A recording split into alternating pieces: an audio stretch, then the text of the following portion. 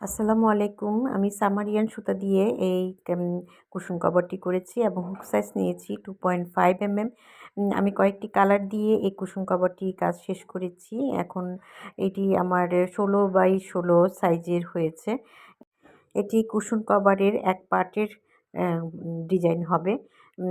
এখানে আমি পুরোটা শেষ করে এসেছি। আমার পুরো কাজটা যে দেখতে পাচ্ছেন চারিপাশে হয়ে গেছে। তারপর আমি কিনারে একটু লেসের কাজ করব। তারপর সেলাইয়ের পরে যখন লেসটা পাশে থাকে তখন দেখতে অনেক সুন্দর লাগে। সেজন্য আমি একটু হালকা কাজের মধ্যে এখানে একটি লেস করেছি। আমি কিছুটা কাজ করে এসেছি এবং বাকিটা আমি দেখিয়ে দেবো একটু কিভাবে আমি কাজটা করেছি।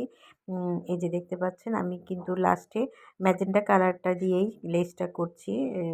এখানে আমি একটু দেখিয়ে দিচ্ছি। আমি এখানে এ কিনারে একটি ফুল করার পরে আমি ২ টি চেইন নিয়ে এখানে ৩ টি ঘর বাদ দিয়ে আমি একটি এখানে একটু ফাঁক রেখে আমি একটি সিঙ্গেল ক্রোশেট করে নিলাম। তারপর আমি আবার ২ টি চেইন দেব এখানে।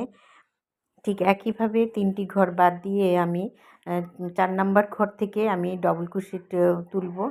একটি ডবল ক্রোশেট তুলে ডবল ক্রোশেটের উপরে আমি আবার ৩ টি চেইন করব।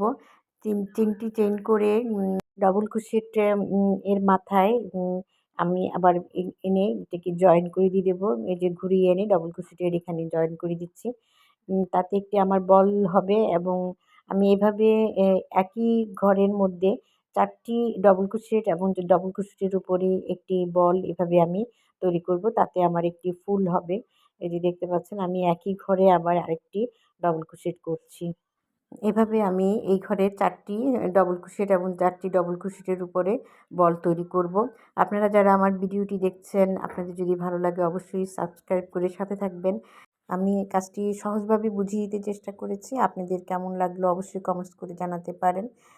এই যে এখানে আমি এভাবে একই ঘরে ৪ টি ডবল ক্রোশেট করে তারপরে বলের কাজ করছি।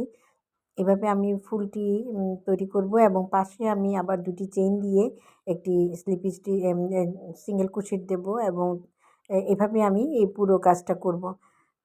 আমি আমার কাজটা কিছুদূর করেছি। এই যে দেখতে পাচ্ছেন। এভাবে সম্পূর্ণ কুশন কভারের চারপাশটা হবে। আমি সম্পূর্ণ করে আবার নিয়ে আসব। সে পর্যন্ত সবাই সাথে থাকবেন। আল্লাহ হাফেজ। আসসালামু আলাইকুম।